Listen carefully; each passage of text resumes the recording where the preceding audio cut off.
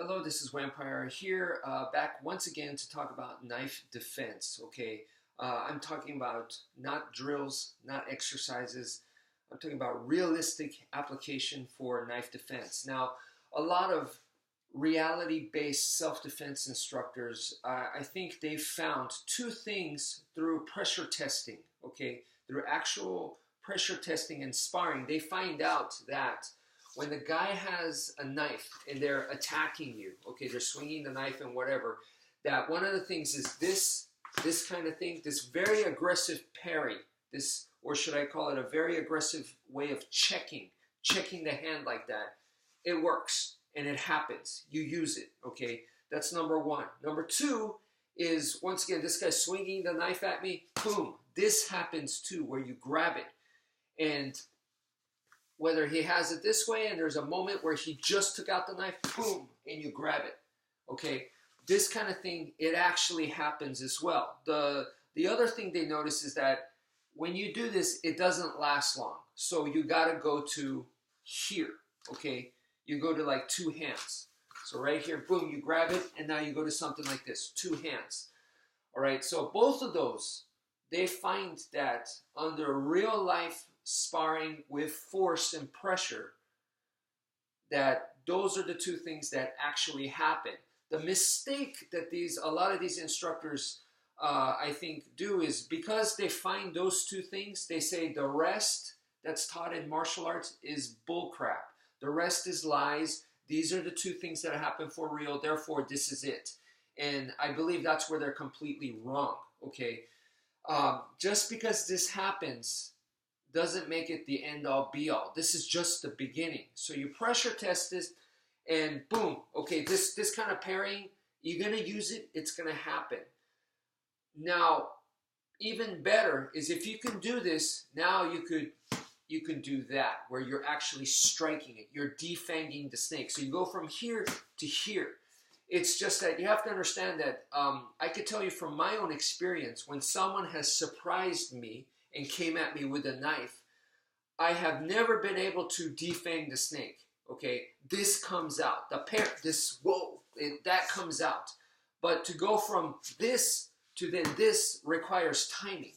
So once I have a little bit of time and distance to figure out, and once I am able to get some timing done, it's not that big of a jump to go from this to that. Okay. So you have to know that just because this is a higher percentage, just because this happens first, doesn't mean this is the best and this is all you need. No, you have the parry, okay, and then you also have the defang the snake. The defang the snake is better.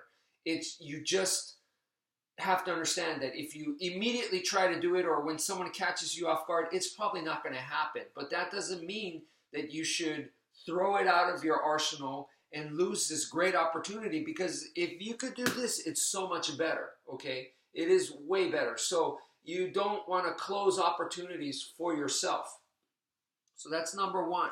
Number two is when you grab, yes, because this doesn't last long, you go to this, okay? You could go to this, to two hands, to secure it more. So a lot of instructors have found that out through pressure testing. Once again, keyword is pressure testing.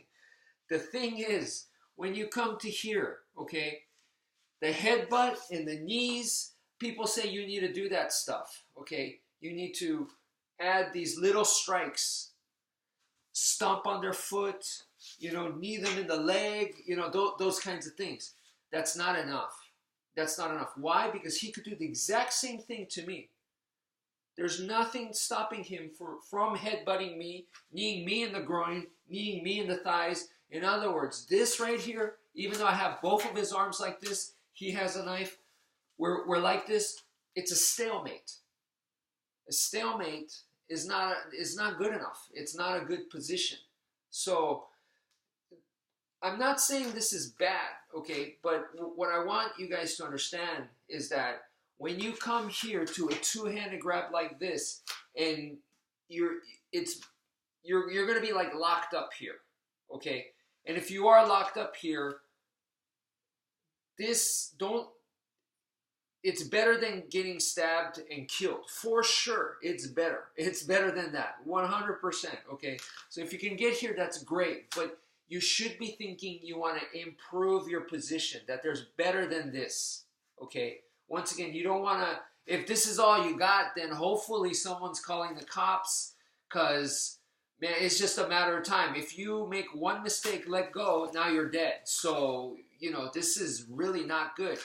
The best thing probably here is, yeah, the cops are coming, or you have the two-handed grab, and there's a friend of yours that also has a two-handed grab. You both grab his arms and put him up against the wall. Okay, so it's not good enough is what I'm trying to tell you guys. So from here, the moment you get a two-handed grab, we got to now secure it, okay, using the body. So this right here is just all arm.